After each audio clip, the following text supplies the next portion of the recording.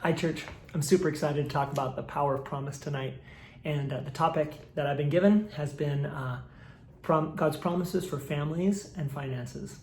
And this is dear to my home, my heart, as my wife and I came alive in our relationship with Christ before we got married.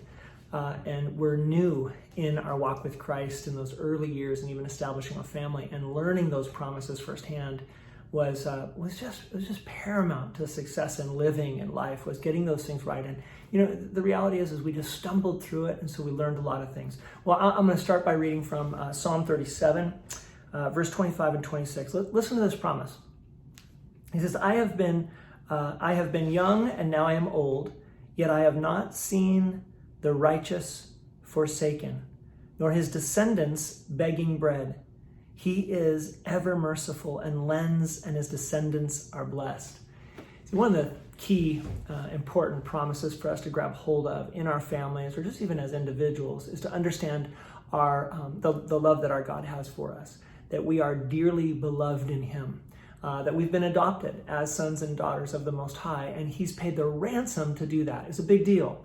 It's not just a haphazard, we're all God's children, man. No, we're God's children because he paid a huge price in the gift of his own son, redeeming us to himself. And so that sacrificial love redeems us and makes us sons and daughters, children of God, right? And we read that blessing of getting to proclaim that we have salvation and we get the right to be children of God. We're his descendants. And the reality is that God provides for his descendants. Why? Well, because he wants a great witness. If you think about one group of people that were consistently the world tried to annihilate, it was the Jews, right? It was God's chosen people, and yet they could not do it. Other cultures, other civilizations completely annihilated. But God's people, no. Oh, they suffered. Sure they did. And there was stubbornness in that. And they missed the opportunity to receive the full abundance of what God has for us. But you and I, we're this side of the cross. We get to understand the price paid, and so we're families. We're family in him, and he sees us as dearly loved and his own special children, and so he provides for us. And so the psalmist here proclaims this truth that I've not seen God's descendants go wanting, because God wants in us a testimony for the world to see. How important that is for families, whatever the dynamic of your family is, to understand that right in the base of being part of a family, whatever role you have, there is an opportunity to represent the work of God first in our heart. And then those that we love and lead, like our children, we get to show not only obedience to a God, but we get to teach obedience to our children so they understand that principle when they're old. It's so difficult for this young generation that has been raised up without an understanding of submission and loving surrender to a loving leader, right? A lot of them don't really have that.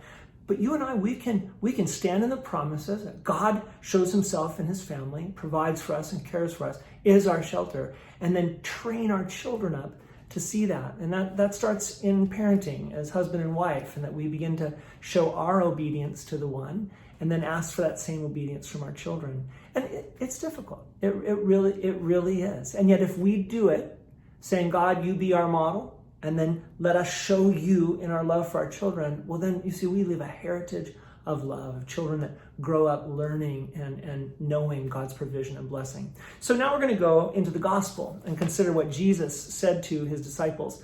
Chapter 6. In fact, this is the very first portion of scripture that I memorized from the beginning to end. I just realized tonight, I'm like, I actually can get parts of it, but not all of it. It's been a long time since I've recited it. But let's look at verse 33 and 34 of chapter 6. This is the do not worry, right? This is where Jesus is saying, listen, why would you toil and worry over what you eat or what you drink or what you put on, right?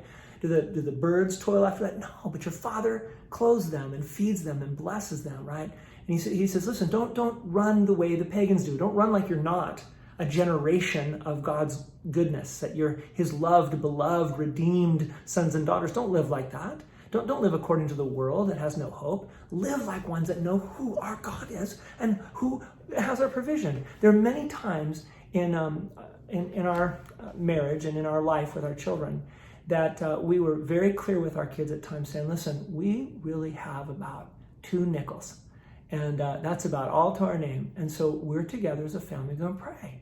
And we're going to trust God because he has us. Should we be frightened? Our kids would say, oh, should we be fearful? What do we do? And no, because God has always provided for us. And you know what? Food would show up. Or, just crazy miracle after miracle. Why? Because God's descendants will not go wanting.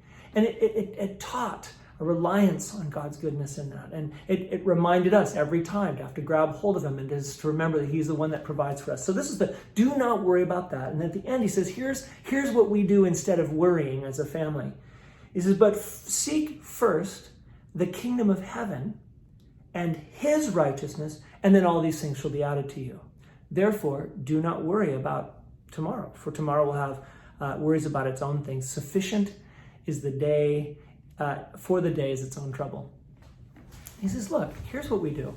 We're going to seek first the kingdom of heaven and his righteousness, and then all these things shall be added. That's a promise for our families. Now, as we lead our kids, and here's the key role, we've got to teach submission to our King, and also just a reverence and love and trust that he's the one that provides for us. So we do that by bringing our first fruits to our King with our finances. If your finances are messed up, like ours have been over the years, the first thing to do is get right with knowing where your finances come from. They come from God. Every good gift comes from above. And so if I get that right first, whatever 2 nickels I get, if I give back first and say, but God, it came from you, so use this for your kingdom. And I am selfless with it. Well, you see that selflessness it becomes part of my family, our marriage, when we're selfless together in that. And then it has a residue of it in how we live and how we love, and that residue pours out on our children. And then our children learn about saying, wait, this is the first that I've been given. I want to give back unto the Lord.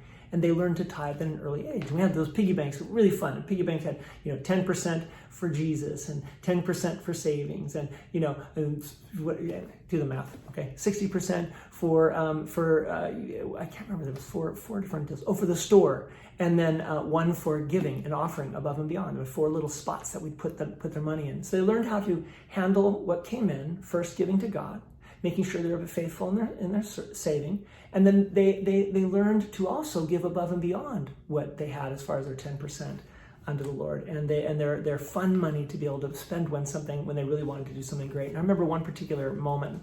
You maybe heard me tell this story. My daughter was little, and she wanted to buy and do her own Samaritan's purse with her money. She had $20. That's all she had to it. And she's like, I want to do this above and beyond my tithe. I want to build the box this time for Operation Christmas Child myself. So we went through Walmart, and she's like, I want this, I want that for my little girl. And she's praying over it and thinking about it. She starts stuffing this box. And quite honestly, her box was awesome. And it was packed, and it was going to be way more than $20, right? So she gets up there, and I'm like, baby, look, I can pay this. She goes, no, they're going to pay for this. And she paid her whole $20, and we saw that box go through, and it went through, and she was so proud, so excited to give unto the Lord. We get in the car, we go by the post office, and in the post office was a random letter from my father. Now, my father wasn't really known for sending random notes, but out of nowhere there was a note. It's like, oh, for you, Sarah. So we give it to Sarah, and she's back there. She opens it up, and she screams. She's like, oh, Dad. I'm like, what? She goes, $20.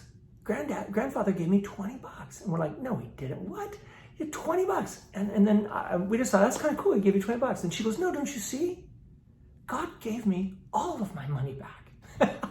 How cool is that? She learned that. We all went, oh, and we cried. We thought it was so cool how God did that. And so you can't outgive God.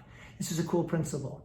But over and above, right, we worry about so many crazy things in this world. We have to remember, we are his children, ransomed and loved, that he cares and provides and covers and blesses us so we can be a witness in the world.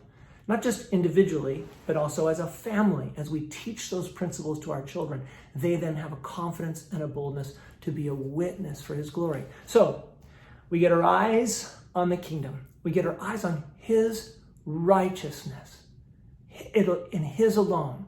And we find he provides and he blesses. Fears and worries leave because we have that power and that promise over our hearts.